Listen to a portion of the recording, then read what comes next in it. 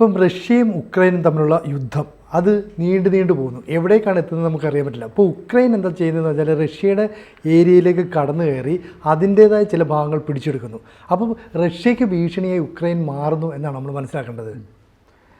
അങ്ങനെ എനിക്ക് പൂർണ്ണമായിട്ട് തോന്നുന്നില്ല. ഇതൊരു സെറ്റിൽമെൻറ്റിലേക്ക് എത്താൻ വേണ്ടിയിട്ട് മുമ്പ് ഒരു കൊടുക്കൽ വാങ്ങലായിട്ടാണ് എനിക്ക് കാണുന്നത്. കാരണം ഉക്രൈൻ അറ്റാക്ക് ചെയ്തിരിക്കുന്ന ഇപ്പോൾ കുർസ്ക് എന്ന് പറഞ്ഞ സ്ഥലമുണ്ട്. ശരിക്കും പറഞ്ഞാൽ കുർസ്ക് എന്ന് പറയുന്ന സ്ഥലം എന്ന് പറഞ്ഞാൽ വടക്കൻ ഭാഗത്തായിട്ട് പടിഞ്ഞാറൻ ഭാഗത്തായിട്ടാണ്. അതേസമയം റഷ്യയ്ക്ക് ആവശ്യമുള്ള സ്ഥലങ്ങൾ മുഴുവൻ എടുത്തു, എക്സെപ്റ്റ് ഒഡേസ ഒഴിച്ച് ബാക്കിയുള്ള എല്ലാ സ്ഥലവും എടുത്തിട്ടുണ്ട്. അപ്പം പിന്നെ ഡിനിപ്രോ റിവറിൻ്റെ കിഴക്ക് വശത്തുള്ള മുഴുവൻ ഭാഗങ്ങളും ഓൾമോസ്റ്റ് എടുത്തു. സെവാസ്റ്റോപോള്, പിന്നെ മരിയാപോള്, അങ്ങനെയുള്ള ഒരുപാട് സ്ഥലങ്ങൾ എടുത്തു കഴിഞ്ഞു. 2-3 പോർട്ട് അവരുടെ കയ്യിലാണ്. ശരിക്കും പറഞ്ഞാൽ സ്ട്രാറ്റജിക് ആയിട്ടുള്ള റഷ്യയ്ക്കുള്ള കരിങ്കടലുമായി ബന്ധപ്പെടുന്ന സ്ട്രാറ്റജിക് ആയിട്ടുള്ള എല്ലാ ലൊക്കേഷനും ഇപ്പോൾ റഷ്യയുടെ കയ്യിൽ തന്നെ. ഒരൊറ്റ പോർട്ട് മാത്രമേ ഇനിയിപ്പം റഷ്യയ്ക്ക് ടാർഗറ്റ് ഉള്ളൂ. അത് എടുക്കുകയാണെങ്കിൽ പോളണ്ടും എടുക്കും. അപ്പോൾ ഒഡേസ എന്ന് പറയുന്ന ഒരു പോർട്ട് കൂടെ ഉണ്ട്. ശരിക്കും പറഞ്ഞാൽ പിന്നെ ഉക്രൈനെ സംബന്ധിച്ചിടത്തോളം അത് മാത്രമേ ഉള്ളൂ. അത് നെഗോഷിയേറ്റ് ചെയ്തിട്ട് ഇപ്പോൾ കൊടുത്തിട്ടുണ്ട് ഈ കഴിഞ്ഞ പ്രാവശ്യം. അതിൽ കൂടിയാണ് അവരുടെ ഗോതമ്പിൻ്റെ കയറ്റുമതി മറ്റുള്ള എല്ലാം കിടക്കുന്നത്. ഉക്രൈൻ എന്ന് പറയുന്നത് നമ്മൾ ചെറിയ രാജ്യം, നമുക്ക് അധികം പരിചയമില്ലാത്ത രാജ്യമാണെങ്കിലും കാർഷികപരമായിട്ട് വളരെ ഉന്നതിയിലുള്ളതാണ്. സ്റ്റീൽ ബിസിനസ്സിനകത്ത് വളരെ വലിയ ഇതിലുള്ളതാണ്. അങ്ങനെയുള്ള ഒരുപാട് കാര്യങ്ങൾ Ukraine one of the best കൺട്രീസാണ് ശരിക്കും പറഞ്ഞു കഴിഞ്ഞാൽ.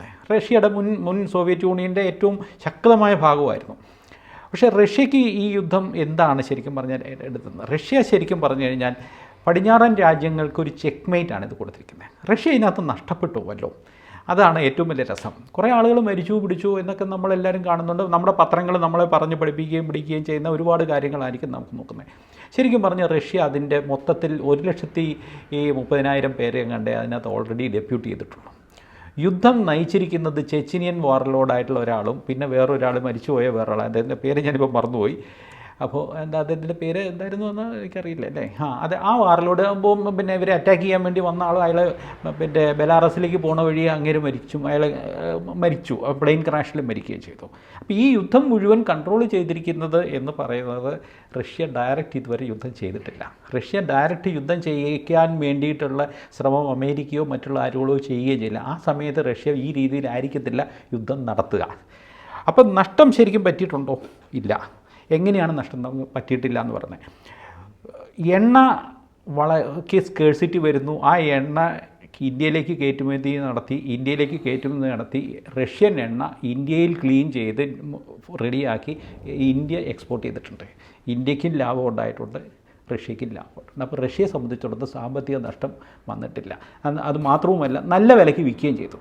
റഷ്യ എണ്ണയുടെ ബിസിനസ്സിൻ്റെ കൺട്രോൾ സൗദി അറേബ്യയിൽ നിന്നും മറ്റിടത്തുനിന്നും എടുക്കുകയും ചെയ്തിട്ടുണ്ട്. മാത്രവുമല്ല, ഡോളറിന് പകരമായിട്ട് റൂബിൾ എന്ന് പറയുന്ന സാധനത്തിലേക്കോ അല്ലെങ്കിൽ അവരവരുടെ കറൻസി ഉപയോഗിച്ചിട്ട് സാധനം വാങ്ങുകയും വിൽക്കുകയും ചെയ്യാമെന്ന നിലയിലേക്കും കൂടി എത്തി. അതായത് ഡോളർ എന്ന് പറയുന്ന ഒരു മൊണോലിത്തിക് ആയിട്ടുള്ള ഒരു സാമ്പത്തിക സിസ്റ്റത്തെ തകർക്കാനുള്ളതിൻ്റെ ആദ്യ ചവിട്ടുപടികൾ റഷ്യ ഇന്ത്യയും കൂടെ ചെയ്തിട്ടുമുണ്ട്.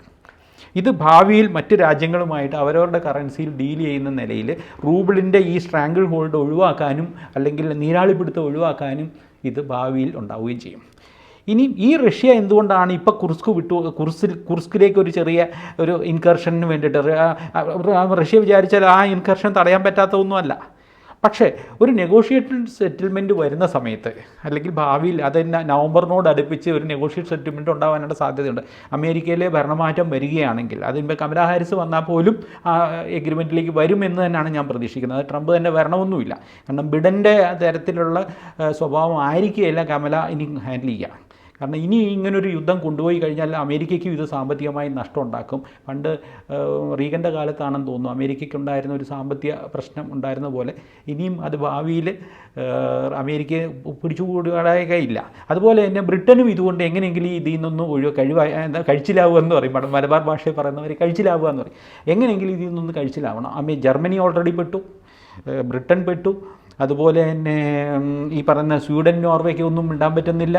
അങ്ങനെ പുട്ടിനെ കൺട്രോൾ ചെയ്യാൻ കഴിയുന്നില്ല. മാത്രവുമല്ല, ലോകരാജ്യങ്ങളിൽ പല സ്ഥലങ്ങളിൽ യുദ്ധങ്ങൾ ഉണ്ടായിക്കൊണ്ടിരിക്കുക. ഇനി ഇത് എക്സ്കലേറ്റ് ചെയ്ത് കഴിഞ്ഞാൽ ഇവർക്ക് ആർക്കും പിടിച്ചു കിട്ടാൻ പറ്റാത്ത നിലയിലേക്ക് എത്തും. അതുകൊണ്ട് തന്നെ ഈ യുദ്ധം എങ്ങനെയെങ്കിലും തീർക്കണമെന്ന് എല്ലാ ആളുകൾക്കും താല്പര്യമുണ്ട്. അപ്പോൾ താൽക്കാലികമായ ഒരു വിട്ടുവീഴ്ച എന്ന നിലയിൽ കുർസ്കിൻ്റെ കേസിലേക്ക് അകത്തോട്ടൊന്ന് കയറും.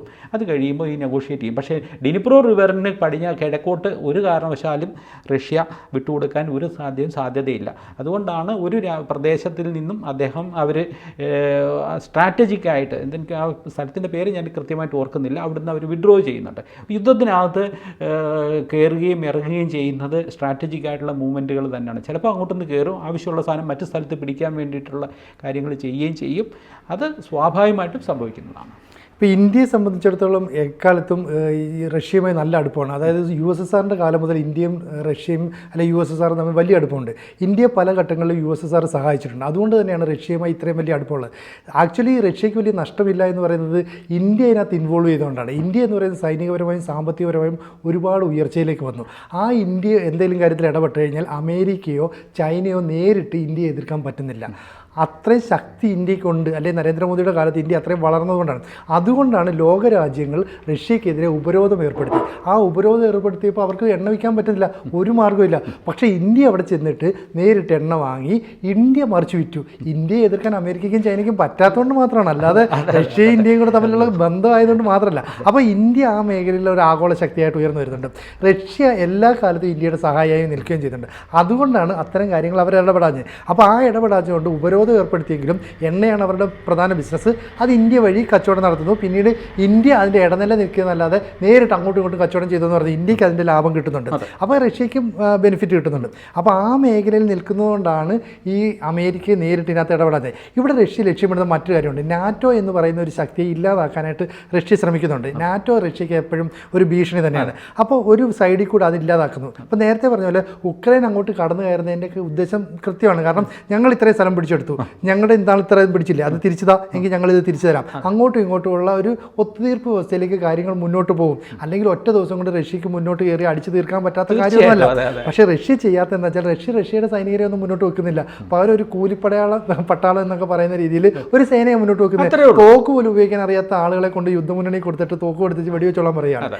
ഇങ്ങനെയാണ് ചെയ്യുന്നത്. അപ്പോൾ റഷ്യ വളരെ ബുദ്ധിപരമായിട്ടാണ് കാര്യങ്ങൾ നീക്കുന്നത്.